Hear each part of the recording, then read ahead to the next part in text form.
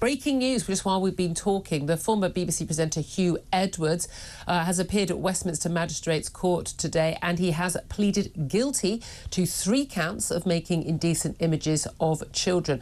He was charged with, some Category A imagery, which, you know, nasty stuff. Let's go with nasty stuff. Now, there's been a lot of criticism of the Crown Prosecution Service already for failing to release details of these child... Okay, I wish it's just a phrase as well, because it's easy. But they say child pornography. It's not child pornography. It's images of sex abuse. That's what it is. Let's call it what it is.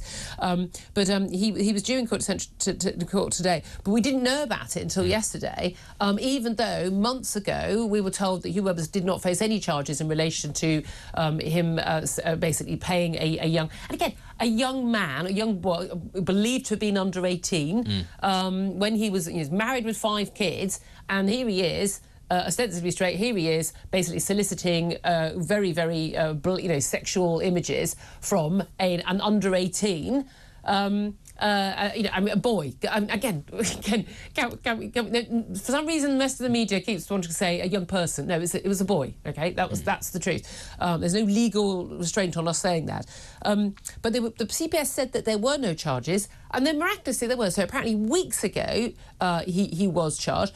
The CPS keep this private. Now, if you said there are no criminal charges being brought against somebody, and then there are, I think you then, if it's a high-profile case, I think you have a duty to actually reveal that. But he has now pleaded guilty. Now, I have to say, the gloves will be off the media now. There was a real thing. When The Sun first broke this story, they didn't even name the presenter. In fact, there was a horrible speculation online about other completely innocent male presenters, and some of whom have issued libel proceedings, and quite rightly.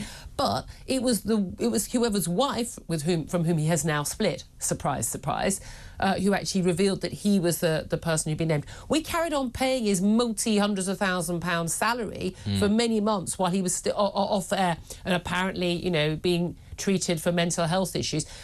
Suddenly it was like, oh, everyone had to be really nice. And all his mates at the BBC were basically saying, oh, no, no, it is horrible, don't victimise this man, he's mentally ill.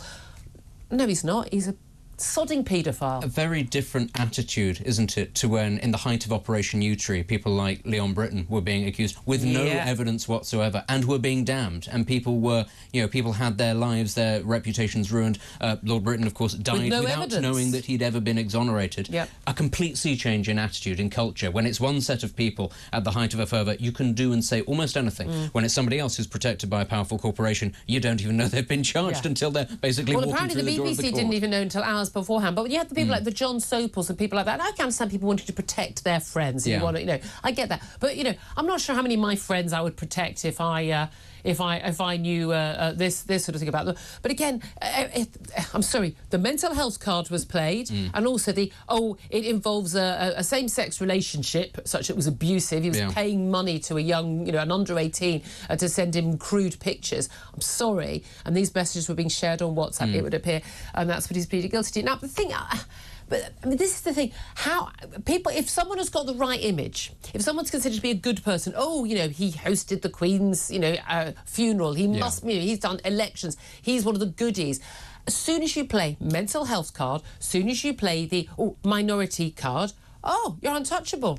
It's as you say, it's just one set of rules for one set of people and a completely different one. And, one doesn't want to say that lessons haven't been learned, but this is not the first case of a senior, very high-profile BBC employee who, let's be clear, this is a much smaller scale than some of the others, but nonetheless, similar sort of thing, where actually the walls have gone up, everybody sort of formed ranks around them, and, as I say, other people in other walks of life have their lives ruined for far less without very much evidence. It's a very different set of standards, isn't it? And again, BBC is the organisation that went out of its way to cover up the Jimmy Savile mass rape and sexual abuse that was going on by him. They knew it, they allowed it to continue, they actually punished people who tried to expose it. I'm sorry, I've got a lot of questions. The papers tomorrow are going to be very, very interesting on this, put it this way. There's an awful lot that has not come out about this. And of course, with pending charges, people can't say anything. Well, I'm sorry, the gloves will be off now, and quite rightly.